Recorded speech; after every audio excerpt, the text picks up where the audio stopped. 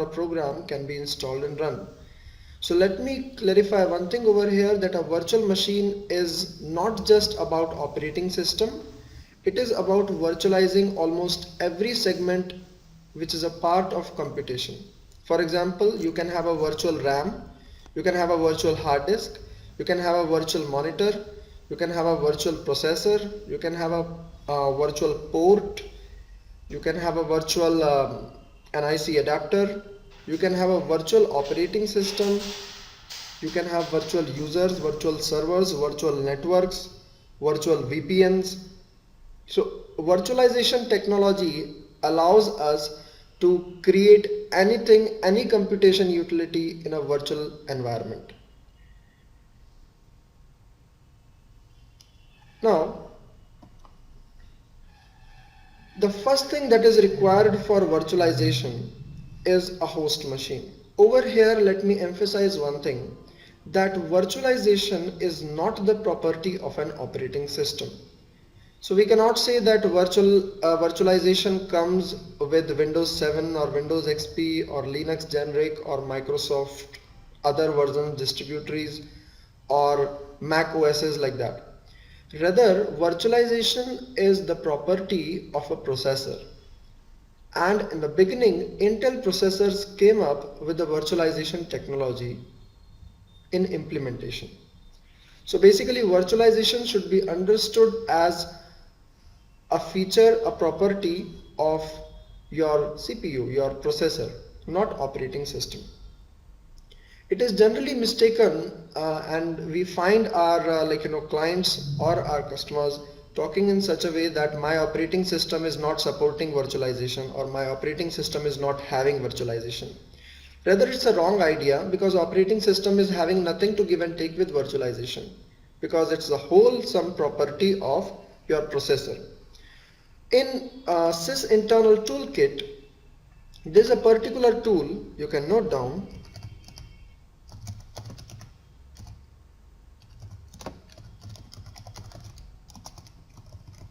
and the tool is core info. This particular tool is a particular utility of sysinternal toolkit that allows us to have as much information as possible about our processor, about the cores of the processor, about the logical and physical existence of our processor. Now, if you use this particular utility on your machines, core info, you will find out that it will mention almost the second or third feature of a core information is the virtualization. That means whether the virtualization is available in your machine or no, or whether your machine is optimized for virtualization or no, depends upon the processor you are using. At times, while you are booting your machine, you can enter into your BIOS, and in the BIOS settings you are having virtualization as one of the features which can be set on and off. So if you set virtualization off, you cannot have a virtual machine running on your system. That means your system will not support virtualization until your processor will support it. So this is the first point. The next thing is that after you have set your virtualization schema on your processor on, you need an operating system that can work as a host operating system. Say for example, currently I am using Windows 7 operating system. So this Windows 7 operating system will host other virtual machines over this machine, over this system. So my Windows 7 system is the host machine, and other virtual machines are the guest operating systems or the guest machines. Now, almost all the operating system series can work fine as host machines or host operating systems. That means you can have virtual machines on Windows 9X, XP, 7, any bit versions, any service pack. You can have it on Mac OSs, you can have it on Linux generics, you can have it on Linux or Unix derivations like Ubuntu and Fedora. All of these operating system offers or provides a platform to use different kind of virtualization softwares and provide a platform for guest operating system or virtual machines or guest machines. So these are the three terms we'll be using across our discussion. Guest machine, guest operating system. This is something I'm using for virtual machine. And host machine and host operating system, this is something I'm talking about your installed hard disk installed operating system. Now the next thing, the first thing you need is to on the virtualization schema on your processor. The second thing, you need a host operating system. That means you must have certain operating system installed on a hard disk. The third thing you need is a virtualization software. Now a virtualization software should be understood as an application that allows the virtualization or that allows a platform or interface between a guest machine and a host machine. Basically, this software is used to install virtual machines on your actual host machine. So various virtualization softwares popularly existing across are VMware we have heard of. Next one is Oracle virtual appliances like Oracle VirtualBox. Next one is Citrix, which is having a very good application called Zen. Now let me talk something about Citrix. Basically, there has been a period in early 90s wherein Citrix was the only organization providing virtualization softwares. Rather, they were having a monopoly on the virtualization market, and that's why most of the online virtualization schemas currently also are using Citrix Zen application. Like we have heard about cloud computing or elastic computing by Amazon, or clouds provided by the Google AdSense. So these basically are the applications of Citrix Zen virtualization software, which are used for virtualizing different business applications and cloud networks or grid computing networks across the internet network. The next one is Microsoft. They are having a good utility called Hyper-V, which is also a virtualization software like VirtualBox and VMware. We are having various web business services provided by Google, and we are having Parallels. Parallels basically is an organization that offers Linux based VM machine softwares. So these popular virtual machine softwares or virtualization softwares are generally used by the professionals across. Now before I discuss this particular slide called categorization of virtual machine, I would love to discuss this particular diagram. How is it that a particular or a single machine can behave like multiple number of machines?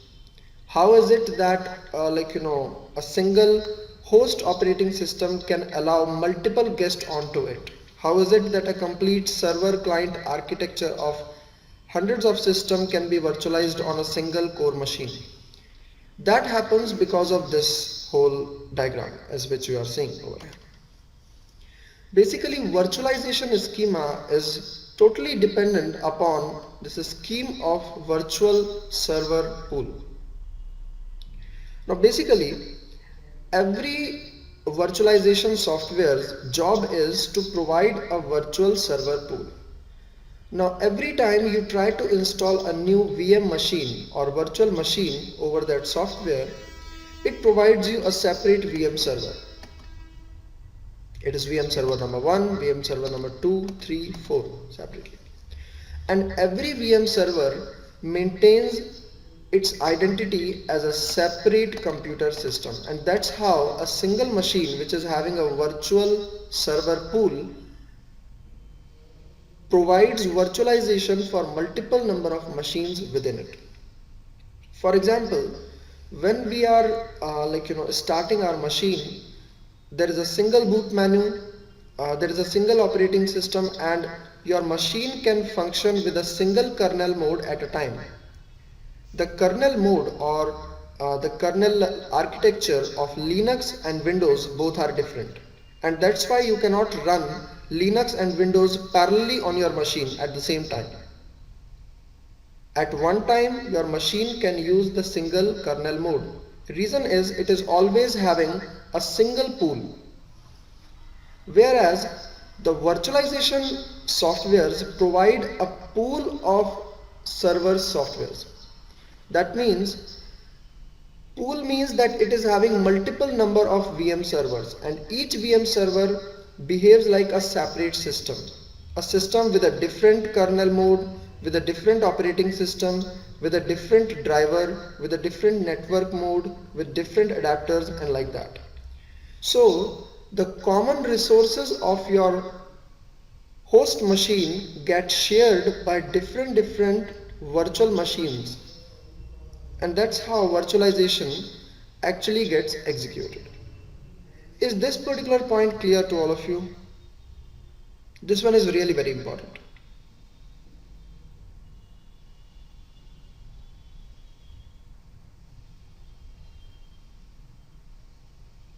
Is this point clear to all of you?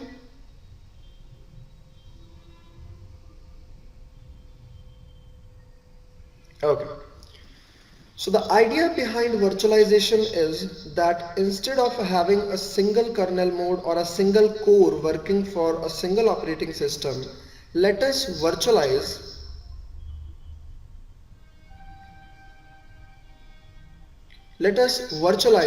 the complete core or the resources into multiple number of virtual servers. Now all these servers will behave or will share the same resources of the host machine and will behave itself as a separate machine. And that's how virtualization takes place. Now the next one is the categorization of virtual machines. There are three kind of virtual machines that we can have on our system. The first one is private VMs. The second one is the shared VMs. And the third one is the public VMs. Now you are having a particular system, and in that particular system there are 1, 2 and 3 virtual machines. So these are the virtual machines over this host system. So the outside bigger one is the host machine, and the inside these smaller ones are the guest machines or the virtual machines over it that have been installed using certain virtualization software. Now private VMs means that when a particular virtual machine is the part of a private network within the same host machine. That means a virtual machine will be the part of certain home group or work group on the same operating system or on the same host machine or host operating system. Shared VM means that when you are having this particular VM being shared between two hosts, I am having another host over here,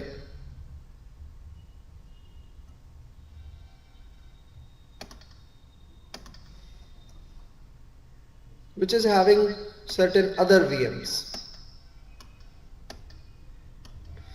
So what happens that this particular VM is being shared by this host machine, and this particular VM is being shared by this host machine.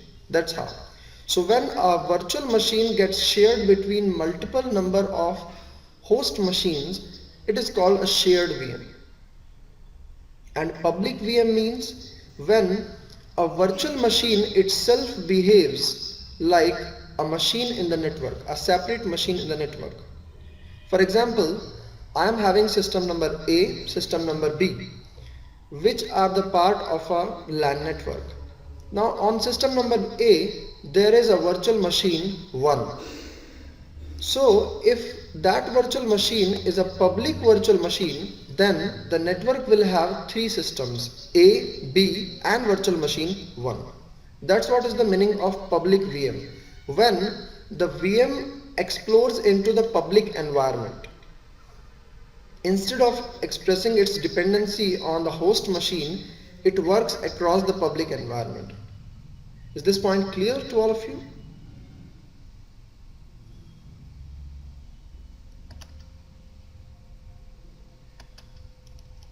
Okay. Now proceeding ahead,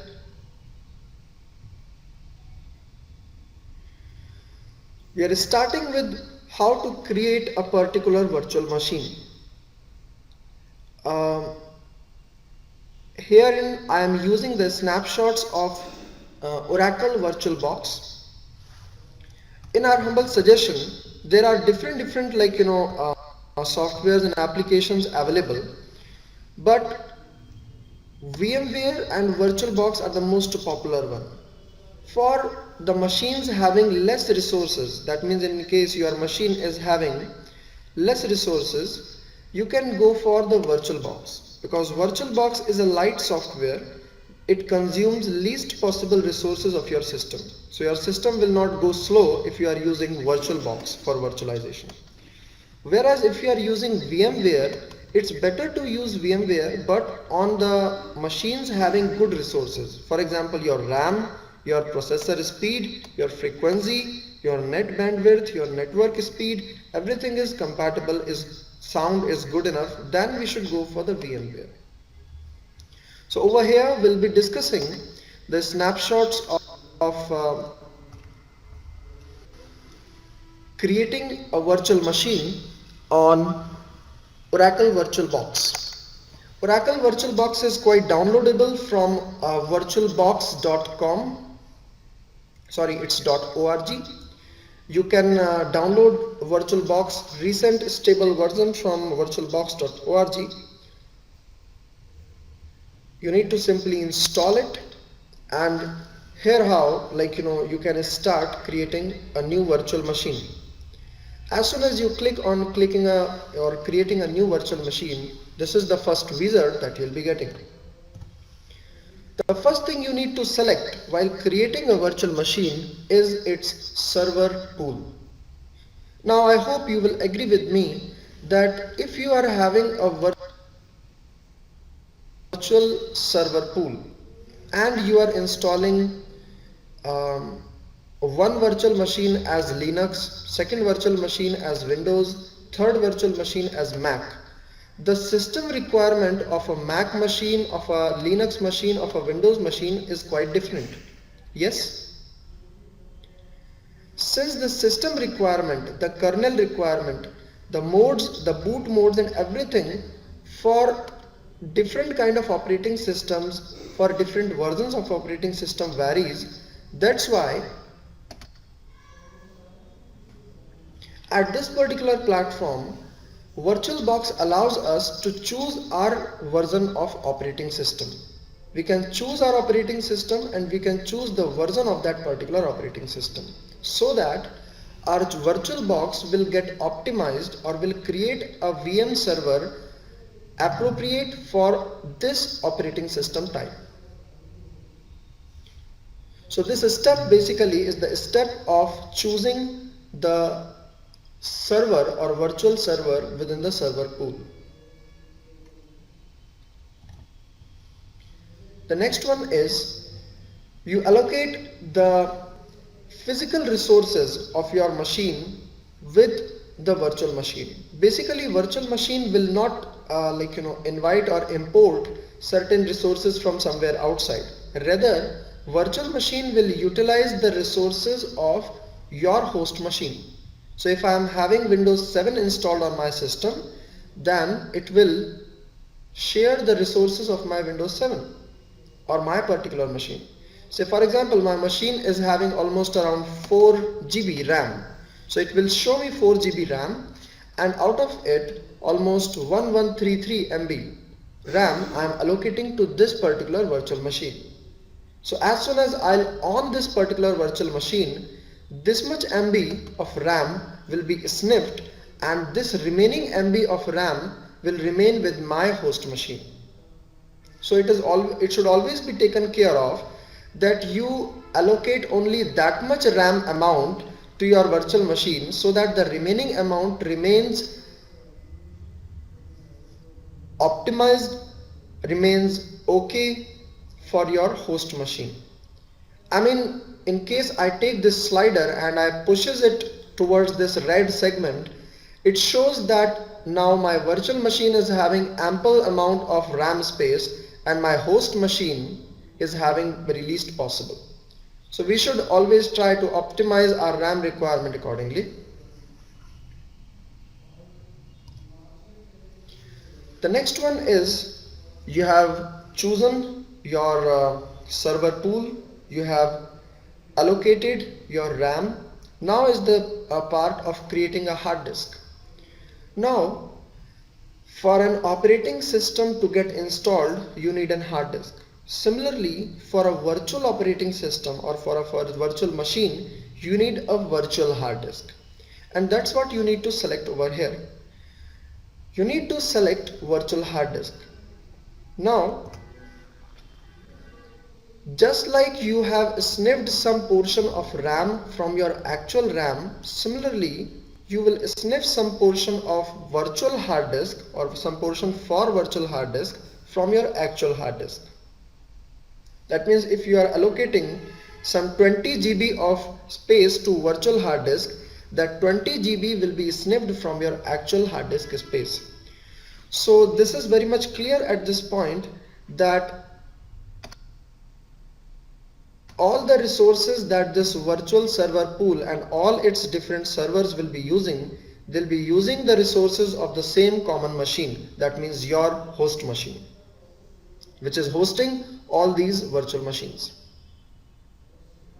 So if you are willing to create a network of 10 systems having one as server and other multiple number of machines, you should have RAM, you should have hard disk, you should have processor speed accordingly, so that it should not impact your host machine in turn.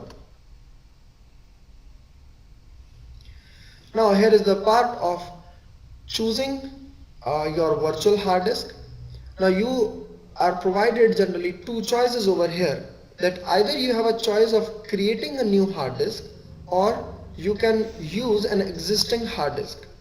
Say for example, I am having a hard disk abc.vdi, that particularly is my virtual disk image. So I can use that particular disk image as my hard disk, or I can create a new one. We'll go next. As soon as you go next, you are having 4 different kind of extensions in which you can create this virtual hard disk.